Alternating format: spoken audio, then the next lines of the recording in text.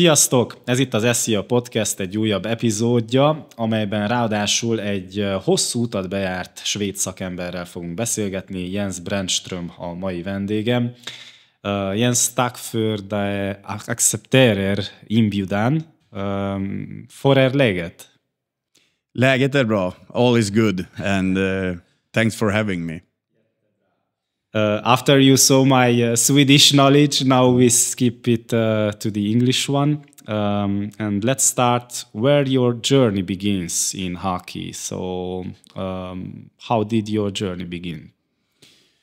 Actually, this was a discussion with a close family of mine not too long ago because I didn't even remember how I went into hockey. And I know that my sister's ex-husband was taking me to skate a little bit and brought me also to start playing hockey, and then my family has supported that since then. And I don't know, was I 6 or 7 years old or something?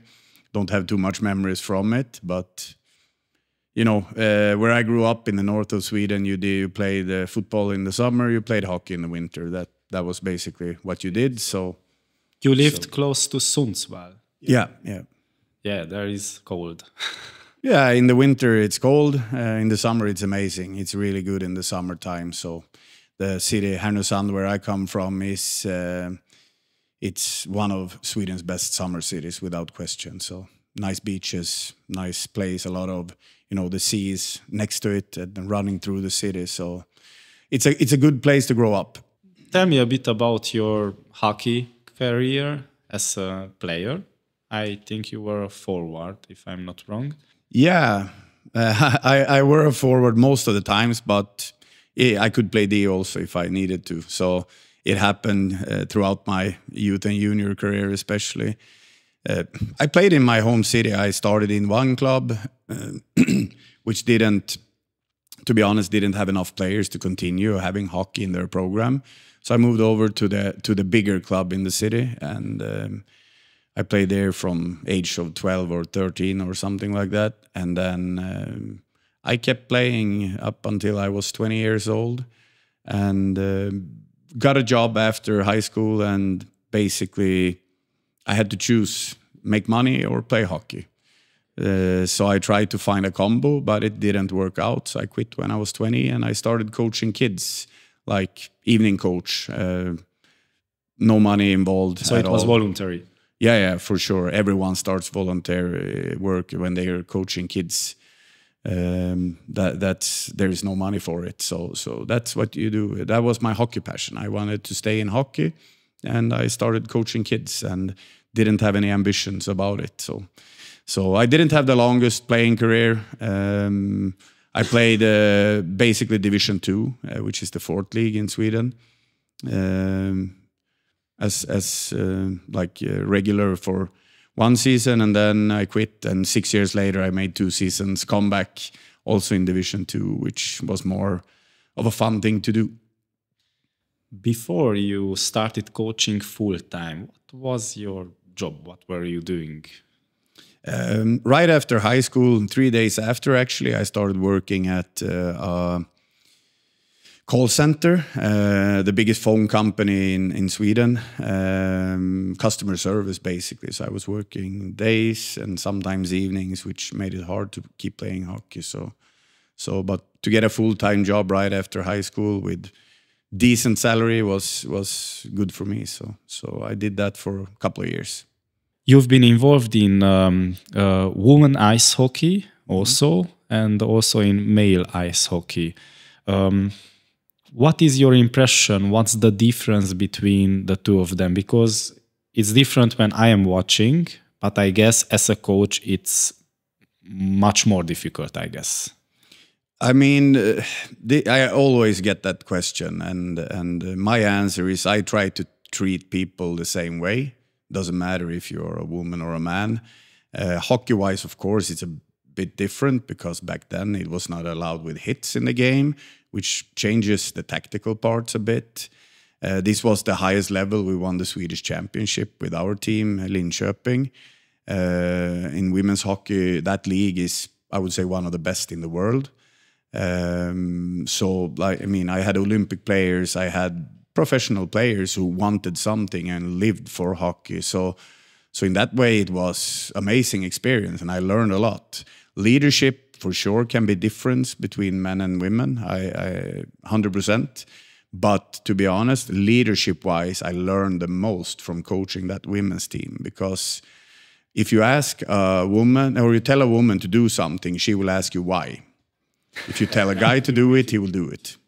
Basically, that's a big difference. So the knowledge you will learn all the time when you're coaching women on that level, at least. I don't know how it is on lower level, but on that level, you will get questions. You need to have the answers. If you don't have it, maybe they don't respect you as much as you want them to do. So you need to live and learn all the time. So for me, that was a great experience. I learned so much from coaching that women's team. That's very interesting. I saw that you worked also in Norway, and then back in Sweden, then Hungary, Romania.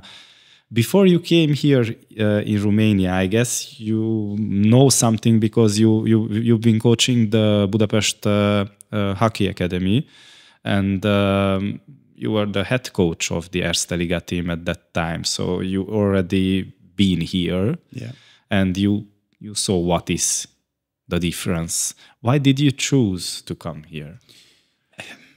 First of all, because Attila contacted me and asked me if I wanted a job. And I was in a tough situation in Budapest because COVID came.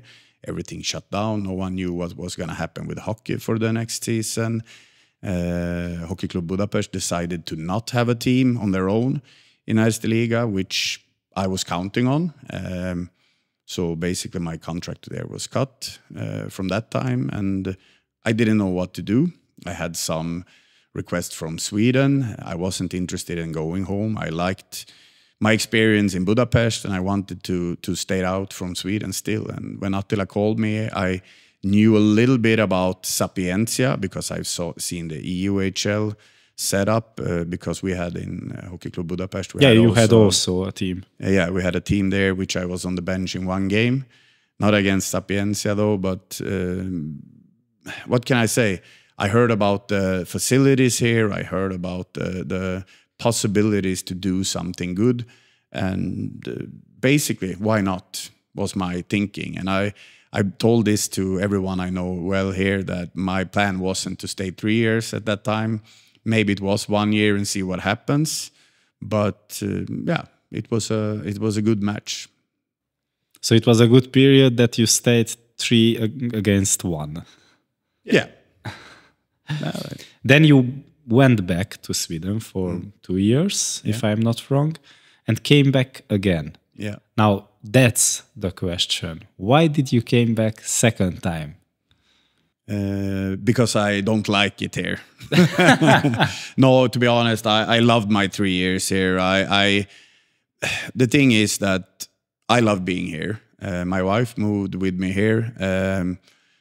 But work-wise, she had a job like online from Budapest. You know, everyone needs to be satisfied with what they do. She missed her family and so on, which made us live separate for 2 years. And, you know, give and take in a relationship. It was my time to move home. I was contacted by one club in Sweden that offered me a contract.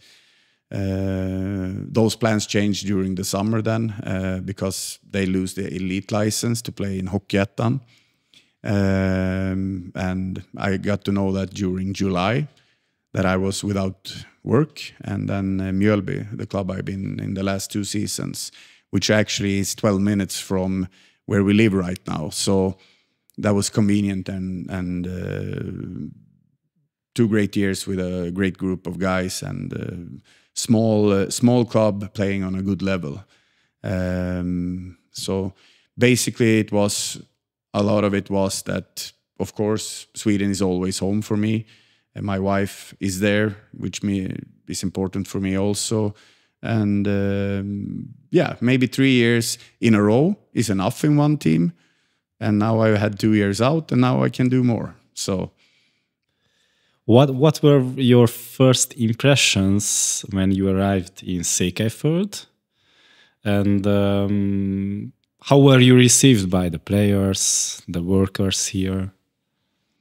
I've been received amazing from day one. Like I've always felt welcome here. I felt like I'm important, needed. You know, the confirmation every person needs in their everyday work. You need that. So I felt welcome and needed and listened to and respected from day one. The players, you know, when you have a new group, some are, you know, the English for some is a bit problem. They don't know you. Can they trust you? And I think how I am as a leader maybe can be a little bit different than what some are used to. And you need some time to build the trust from the players that they are believing in what you're actually saying and not, you know, like I want them to be open. I want them to be able to talk with me about basically everything. I want them to feel good. I want them to be happy. And everyone, I was not used to that kind of coaching when I grew up. Let's say it like that. So sometimes it takes time to show that you mean what you say, basically. But always welcome, always respected from players, colleagues, everyone. What are the differences between the Swedish mentality and the Székely, Romanian, Hungarian mentality here in hockey? I would say in hockey overall, it's like we know that we are one of the best in the world in Sweden. We think we are one of the best in the world. When we got a bronze medal in the World Championships last year at home in Sweden with that roster, it's not good. Like this is the one thing. We know we are good, and we know we have a good program, that if we work in that program, we will always, you know, deliver players to the NHL. We have a strong league. So the mentality is like competitiveness, because we have much more players, and the top players are, of course, on a higher level. So I think the mentality is, the winning mentality is the biggest difference. There's a lot of talent here also. One of my biggest jobs, for example, if you look at the mentality, is for our young team now, are we 19 point something average age, is to believe that we can beat Brașov when we play against them. This is one of my biggest jobs, as I see it, to believe that we can do it, to have a winner mentality. Even if we are not winning every game, we need to have a winner mentality. I think that is something, you know, to have to fight for your spot, to have to compete every day to get better. That is the biggest differences, in my opinion. Coaches here knows how to put up practices. Coaches here knows how to develop players. It's a lot about like building, growing hockey. Then the mentality can become more close to the higher nations. How would you compare the infrastructure, what is here, compared to a Swedish one, let's say? I can take. Is it enough? For sure, without question. Like I think everywhere in the world, when you're asking, you always want one more ice rink. That's basically everywhere, I think. But if I look at the technique room here, if I look at the gym, if I look at the whole OMK setup we have there with the rehabilitation and everything, it's amazing. If I look at my last club in Mjölby, they are playing on a level that is similar to Erste Liga, but the facilities is a nice ice rink, really small old gym, locker room is great, but that's it. That's basically what we have. The surroundings outside, which is not the clubs or anything, you have running tracks and you have all these things, which is great. If you look at the elite clubs in Sweden, when I was in Linköping, it's one of the biggest clubs in Sweden, I would say that besides the ice rink, all the facilities here are better. Better? Yeah, that's my opinion. How it is now in Linköping, I don't know. I haven't worked there for a couple of years or many years. But if I look back at SHL like possibilities, the gym was similar. But the rehabilitation, all these things, the players had to go to a cooperative business when they needed to go to physio, etc. So they needed to go into the city, not having it so close by. So technique room, this technique room up here, I haven't seen any club in Sweden who has the same. So yeah, it's great here. You are working with the so-called bridge team, because these players that are getting into the senior level, they are like 19 years old, 18 years old, 20, so under 23. Is it hard to push them into the senior level? And what's the way to get them there? This is a discussion that is a never-ending story. My opinion, I can talk for how I see things, is that the biggest foundation of our team now, they are U20 players. And in bigger hockey nations, they would play U20 to step in to get used to that one. Here they need to challenge themselves to the senior hockey. I think, you know, the everyday, the off-ice, the hard practices, the practices where we are teaching a lot, showing, letting them try, letting them fail, but we are, you know, pretty strict on what to do and help them to understand that, and to have a lot of ice time to play, make mistakes, do good situations, good games, you know, up and down like it will be for us this season. I think that's the key thing. But by failing, you learn a lot. You, like I say, you either win or you learn, and that's how we have to see it. These guys are already now. They played U18 in Hungary last year, most of them, many of them, and now they are playing against Brașov, who win the Super Cup. We played with Giardiu's first team in one game. It's a big step. So what they need time, they need to stay together, they need consistency, they need to learn every day the tactical parts, they need to, you know, build more muscles, they need to be faster, they need to be stronger, and that will come with drive, their motivation, and keep doing, you know, a lot of the same things over and over again. So I think to not stress the guys, you know, to keep them, not push them too early, not push them too much, let them be where they belong and let them play. So not making pressure on them. I'm not going to say a name, but for example, we have one player who has one of the biggest potentials in the team, but maybe he's one of the guys who needs the most time also. He needs time to play consistent, regular. He needs to fail. He needs to learn the difference between playing U18 to senior hockey. It's a big step. So you need to have patience with them. Sometimes I get frustrated when it's not going like I want, or they are not listening, you know, following what the instructions are, the game plan, the tactical parts. But to be honest, we have worked together since August. This year is not going to be the perfect year. Next year you're going to see, you know, pick the fruits from the trees a little bit more, and maybe year 3 you can have a fruit pie. So you know what I mean? Like it's a consistent work, and it needs patience and also demands, of course. Like I have high demands on the guys to always try, always want, always compete. These things, that it always has to be there. But the learning process for some guys will go faster. For some guys, they need 2 years maybe in Sapienza to be ready for the next step. Some will maybe be ready next year. I don't know that yet. But I don't think we should push them, stress them too much. It's good to do your steps. Many describe you not just as a coach, but as a true mentor to your players. How do you see your role in the team, if I'm talking about this, a mentor or a coach or both? First of all, the ones who describe me like that, please tell me who, so I can buy them a present.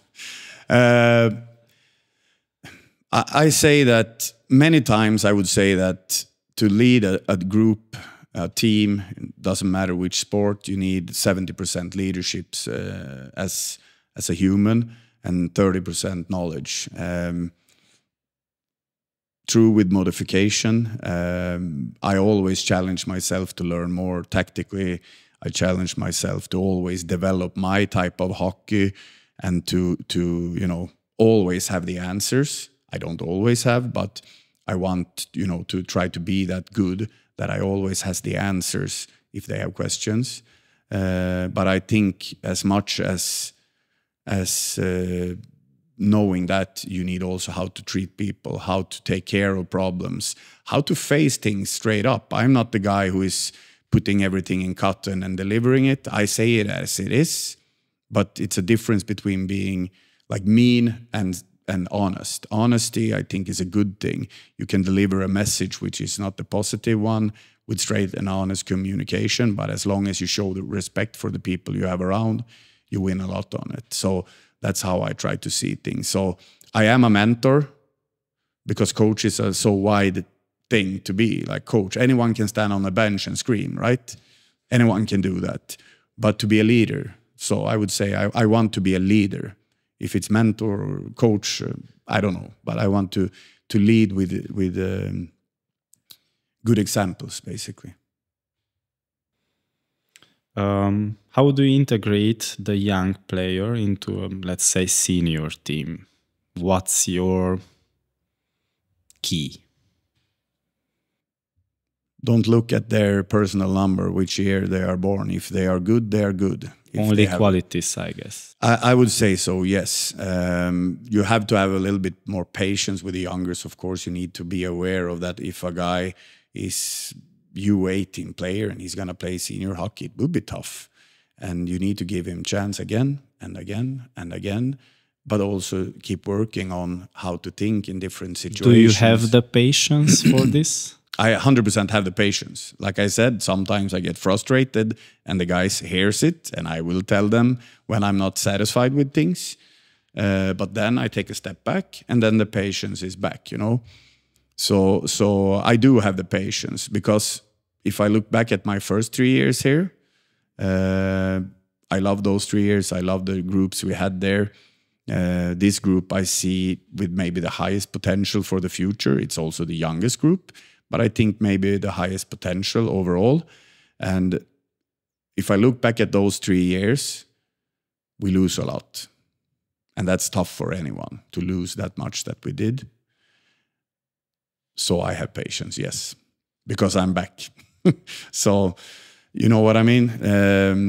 I do have the patience, and I also realize after the frustration is gone, I realized how it is. So I need to have patience. But of course, I need to work with myself with the patience also.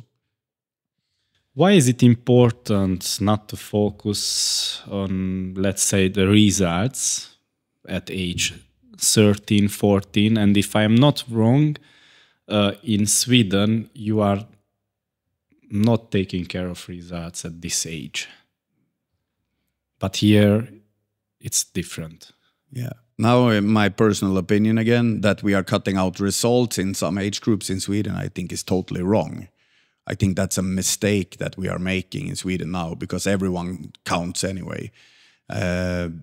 We started a project when we were losing, you know, on the junior side in Sweden 20 plus years ago. I was in one of those seminars where we started a project to build up Sweden to be great again in junior hockey. And we got there. We have been always, you know, in junior worlds, we are always one of the contenders. Don't win as much as we would like to, but we are always in the top. We did that by competing, to learn, teach the players how to compete. So there's results, I think 100% should be there. But us as coaches should not stare at the results. We should see the development and the process on the way to in their careers because they are young. So you need to learn how to win, you need to learn how to lose, and you need to learn that you have to deserve the win. You need to work hard to win. So I think it's wrong to cut out the results. That's my personal opinion. I think they should always be there, but we should not stare at the results when we look at development. Effort. What did we do in the game? Did we battle? Did we compete? Sometimes the other team is just better. At this age, if I'm not wrong, in Sweden, every player can play at all positions for quite a long time. Do you think that this is good? And are we doing the same here? I think that to know and understand the position, forward, center, you should know exactly what is expected of you if you play in that position. And I think a lot of people know. And I think it's healthy to try. But after a while, you will see that some guys, they are defensemen. That's where they're gonna be. Some guys are forwards. That's where they're gonna be. But to try different positions, I don't see anything negative in it, for sure. Like if you can play all situations, then you have a bigger chance to get ice time, right? Yeah, you can be used everywhere. Yeah, but I mean that here in Romania, the majority of the coaches are not doing like this. To be honest, I'm not sure if they are in Sweden either. I cannot be, the 100% correct in the Swedish development system right now, because I haven't worked with the youth hockey for a long while. I don't think it's a thing that everyone does in Sweden also, but I think in some age groups up until they are a certain age, I think they are trying more different positions in Sweden than they are doing here. But I think it's happening here also that you try a little bit different. I know we have players. We have one in the team right now. He's D one day and he's forward next day. So even in our team, it happens. So I don't think it's a big difference on how coaches and like hockey culture are thinking. I don't think it's a big difference. What elements of the Swedish hockey model, let's say, could realistically be implemented here? Or is there any? I mean, honestly, the differences, of course, is huge between Sweden and Romania as hockey nations. Amount of players, amount of clubs, amount of ice rinks, tradition. Like it is big differences, but hockey is an international sport. Like it looks a little bit different where you're coming. In my opinion, I think a lot of things here, how, players are not shooting enough, all these things that many players are seeing or talking about their own, same in Sweden. So what I think has become better here from when I came first time compared to now is that I think the coaches here now knows more like tactically which type of tactics to teach the kids in what age. So that part is developing and getting closer and closer to Swedish development, if you know what I mean. So I think the tactical parts, that's how I saw it in Norway. If you can take a side track here, is that we had a coach there I think it was U13. He asked me, "Hey Jens, 2 years ago with the U11, let's say U11, we went to Sweden. We beat all the teams. We were so much more skilled than they are.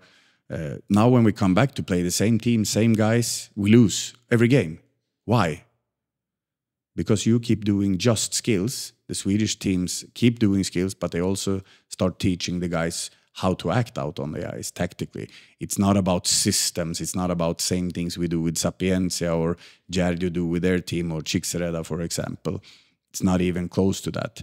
But, small situations, how to handle it, where to put the puck, where to do these things. We were teaching them in Sweden earlier than the Norwegians was, at least was where I was there. So that was the biggest difference there. And I think that can maybe be a difference here also. But I think that part, my feeling is that that part is developing here also. Mm-hmm. You've been recently appointed as head coach of Romania under-20, a national team. What kind of challenge is this for you? It's a great challenge. I love it. I'm so happy to be able to do it. For me, a national team is always something to do with pride. For me, it's a big thing. And now it's the U20, which is great. World Championship in Romania. I saw the results from last year. We have had one camp, and I see that we have a good chance to do something good this year. So I think the challenge is good, and I think we should set a high goal, and a high goal is to be the #1 team. My challenge is to pick the right players, the right characters, not just with the skills and these things. They need to know their roles. They need to we need to build a team, and that's the challenge, because we have the camps we have the games we have before that. So it needs to be done in a shorter time, not meeting the guys as much as I would love to, of course, because you would like a lot of time always. But that's the biggest challenge, to create a team that is striving for the same goal, that is working together, accepting their roles, doing whatever it takes to make a good result. That is the biggest challenge for me, for sure. And what brings this to you personally, this new challenge? I like challenges, that's it. Sometimes you think, CV, like, is it good for me for the future? Maybe it doesn't help that much for me if I want to go to NHL, but that doesn't matter for me. For me, it gives a new experience, it gives more knowledge, it gives the challenge just to do it, to create something, to try to win something. That is what gives me the most. That's the benefit for me, basically. When I was in Sweden, let's say it was the second division, Mora against a team from Stockholm. And I saw in the break that they are asking the people from the arena to buy some, how do you say it? These gambling thing. 50-50. Exactly, 50-50. Yeah. And so it's a lottery, basically. And I saw that I don't know how many % of this amount of money goes back to the team, the teams, basically. And in this way, they are making money for the youth hockey. Yeah. So how is this system in Sweden? Because I've never seen this before. Compared to many other places, I will say, is that the clubs are built up totally different. These are more, the Swedish clubs is not companies in the base. The base is that it's a club, which is a board decided basically by the members. And anyone can be a member if you pay the members fee. So there is a meeting every year where they choose the board. The board is making the decisions for the club, but it's the members' club. Then the clubs can have companies for making money for salaries, etc. But that's the base. Then you're selling tickets, which pays the salaries for the players. Then you need to have a youth program also, which needs money. So sponsors is a really big thing to get the sponsors. Then you need to sell these lottery tickets. If you're gambling on the Swedish state's gambling site, they give back money to youth sports, basically. There is a lot of different ways to earn the money. So basically, there is never an owner. There is never one guy who can be a dictator and choose everything, because it's the members' clubs. Every club in Sweden in sports is built up like this. I liked this system, and I was satisfied with this, because in the breakings I was watching it. Okay, let's say I am buying now 1 or 2 lotteries, and I knew that maybe I won't win, but I don't care, because I know that 50% is going to the clubs, youth hockey, and I was satisfied with that already. Yeah. That's the foundation of the sports in Sweden, basically, to have that feeling that it's people who are interested who is basically supporting the clubs financially. So if you look at Swedish teams on different levels, they always have some lottery, or they have some competitions or something where they are selling a lot of stuff. The kids teams, they are selling socks, they are selling a lot of things to be able to go to tournaments. So they try to work to cover the cost for many things. And of course, it costs in some clubs less, but some clubs very expensive also to play hockey. So you need to have passion for sports and for hockey to run a club, basically. I've heard that you have a passion for horses. Yeah. I just remember when it was the World Championships in Szentgyörgy, in Sepsi Szentgyörgy. and you were very happy because you bought a horse or something like that. So tell me about this hobby of yours. Actually, I'm gonna add that I bought a new one yesterday also. So right now this is like part ownership in 2 horses, and then I'm in a same thing like an organization who together with the members owns 1 more horse also. So what can I say? These are race horses. These are race horses, trotting horses. So you're sitting behind them, basically, and they are. It's not gallop. It's different type, but that's my interest. The gallop part I don't know too much about, but I watch it sometimes, trying to learn that also.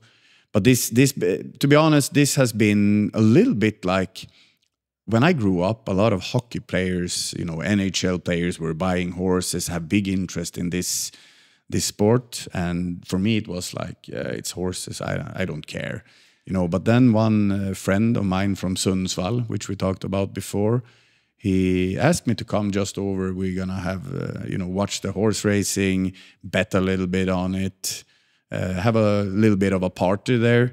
And we watched it, and it was so fun. Then for my birthday, they brought me to the track. And after that, I was hooked. So it has been building up year by year for the last 15, 17 years, basically. So Saturdays is a holiday where we have like every week together betting on the biggest race of the week, and we're not spending fortunes on the betting. It's more a fun thing, because betting should be fun, not to cover something. It should be because you're interested in something. And I don't know, like it's just growing on me. Now we are living 1.5 kilometers from the local track, and one of my horses there, and the coach, which is become a friend of mine also, who's having the horse there, is 10 minutes away from where I live. So, you know, the access to it makes it even more interesting. So it's something with the racing I like, basically. So my wife is probably thinking that I'm stupid because I want to buy more horses. Hopefully they can earn me some money also. But I do it mostly for the passion, because I think it's so fun. And it's, to be honest, it's good to have something else than just hockey. It's good to have something to, you know, shut down your brain from hockey, not think about hockey 24/7. It's needed. And horse racing does that for me.